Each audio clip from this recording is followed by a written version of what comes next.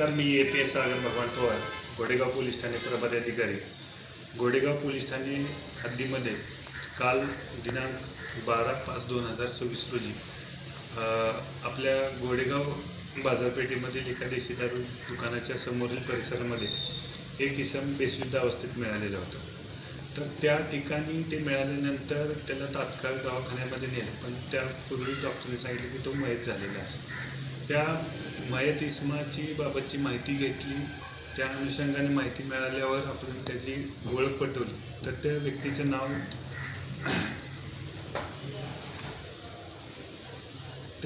नाव निष्पन्न झालं राजेंद्र रघुनाथ साहनी. यांची ओळख पटवल्यानंतर त्या नावाच्या आधारावर आपण पुढील कार्यवाही चालू केली होती.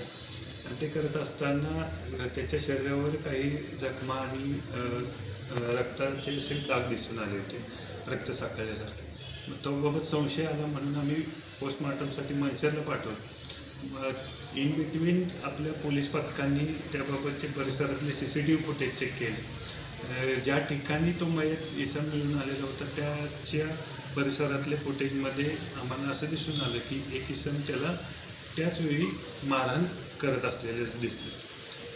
एका लाकडी दांडक्याने त्याला मारहाण करत असलेलं दिसलं. आणि त्याचबरोबर इकडे पोस्टमॉर्टमचे जे काही अहवाल आले आणि साक्षीदार होते त्यांच्याकडे जो तपास केला, त्या एकंदरीत तपासामध्ये आपल्याला असं निष्पन्न झालं की या मयत व्यक्तीला एका आपल्या घोडेगावमधीलच एका इसमाने मारहाण केलेल्याचं निष्पन्न झालं.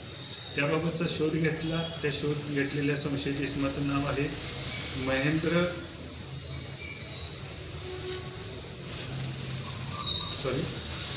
सुभाष शिंदे हे असं व्यक्तीचं नाव असून त्याला आपण ताब्यात घेतलं. त्याला देखील ताब्यात घेतल्यानंतर त्यांनी कबुली दिली.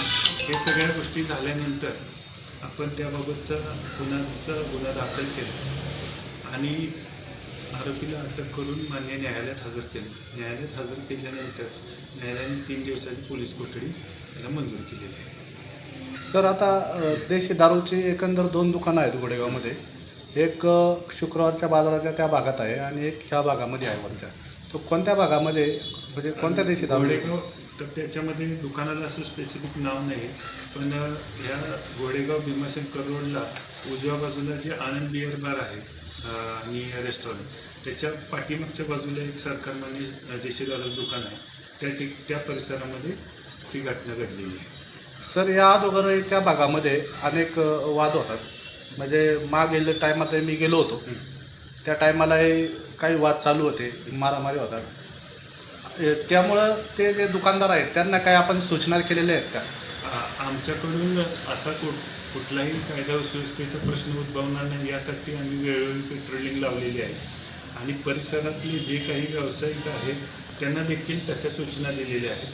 आणि तरीसुद्धा आम्ही उत्पादन शुल्क विभागाला देखील काही त्यांच्या नियम व अटीबाबतचे सुद्धा पत्रव्यवहार करणार आहे, जेणेकरून भविष्यात असा कुठलाही प्रकार घडणार नाही. आरोपींनी मारण्यामागचं कारण काय आहे? ते एकंदरीत आत्तापर्यंतच्या आपल्याला तपासामध्ये पैशाच्या कारणावरून तिथं भांडणं झालेल्याची आपल्याला माहिती मिळालेली आहे. अधिक तपासामध्ये अधिक काही साक्षीदार आहेत, त्यांच्याकडे तपास झाल्यानंतर आणखी निष्पन्न होईल. यामध्ये आणखीन आरोपी आहे का? नाही, सध्या तरी एकच आरोपी आपल्याला निष्पन्न झालेला आहे. त्याप्रमाणे आपण त्याला अटक केलेली आहे. 3 दिवसाची पोलीस कस्टडीमध्ये.